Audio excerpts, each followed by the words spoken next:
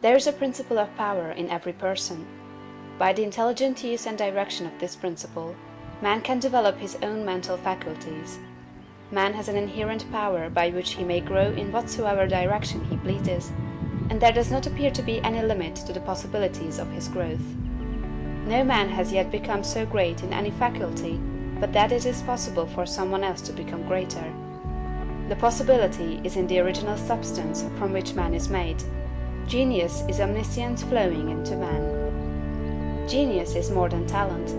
Talent may merely be one faculty developed out of proportion to other faculties, but genius is the union of man and God in the acts of the soul. Great men are always greater than their deeds. They are in connection with a reserve of the power that is without limit. We do not know where the boundary of the mental powers of man is. We do not even know that there is a boundary. The power of conscious growth is not given to the lower animals.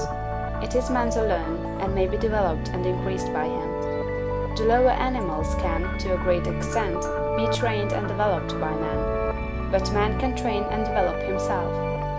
He alone has this power, and he has it to an apparently unlimited extent. The purpose of life for man is growth, just as the purpose of life for trees and plants is growth. Trees and plants grow automatically and along fixed lines. Man can grow as he will. Trees and plants can only develop certain possibilities and characteristics. Man can develop any power, which is or has been shown by any person, anywhere. Nothing that is possible in spirit is impossible in flesh and blood. Nothing that man can think is impossible in action. Nothing that man can imagine is impossible of realization. Man is formed for growth, and he is under the necessity of growing. It is essential to his happiness that he should continuously advance. Life without progress becomes unendurable, and the person who ceases from growth must either become imbecile or insane. The greater and more harmonious and well-rounded his growth, the happier a man will be. There is no possibility in any man that is not in every man. But if they proceed naturally, not two men will grow into the same thing or be alike. Every man comes into the world with a predisposition to grow along certain lines, and growth is easier for him along those lines than in any other way. This is a wise provision, for it gives endless variety.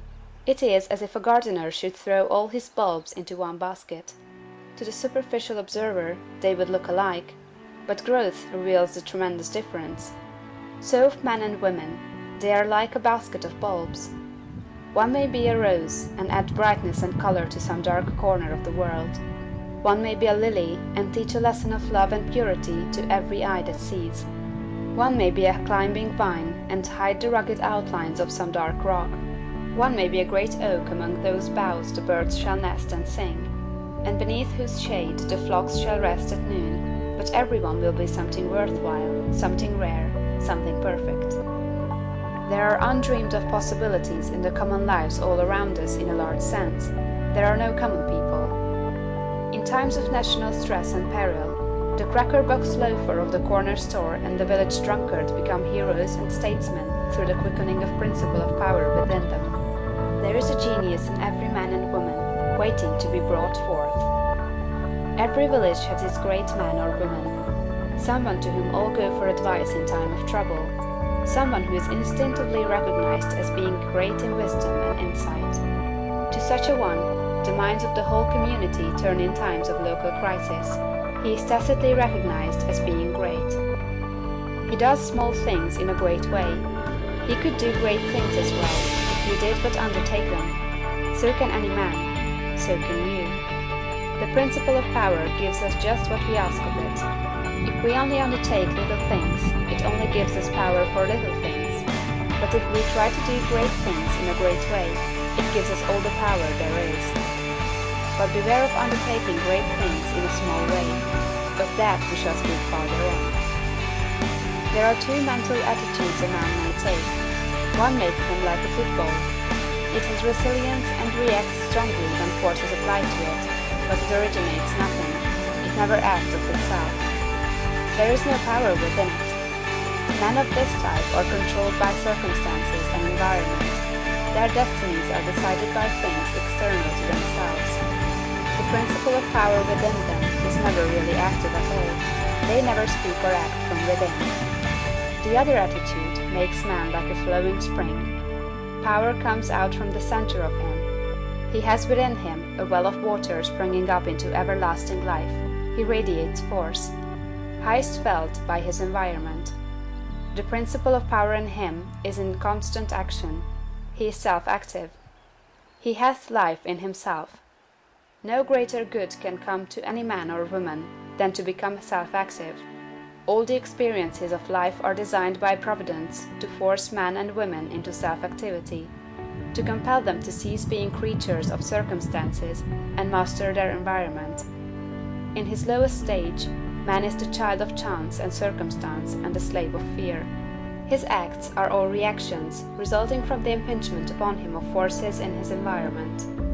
He acts only as he is acted upon, he originates nothing. But the lowest savage has within him a principle of power sufficient to master all that he fears. And if he learns this and becomes self-active, he becomes as one of the gods. The awakening of the principle of power in man is the real conversion, the passing from death to life. It is when the dead hear the voice of the Son of Man and come forth and live. It is the resurrection and the life. When it is awakened, man becomes a son of the highest, and all power is given to him in heaven and on earth. Nothing was ever in any man that is not in you. No man ever made more spiritual or mental power than you can attain, or did greater things than you can accomplish. You can become what you want to be.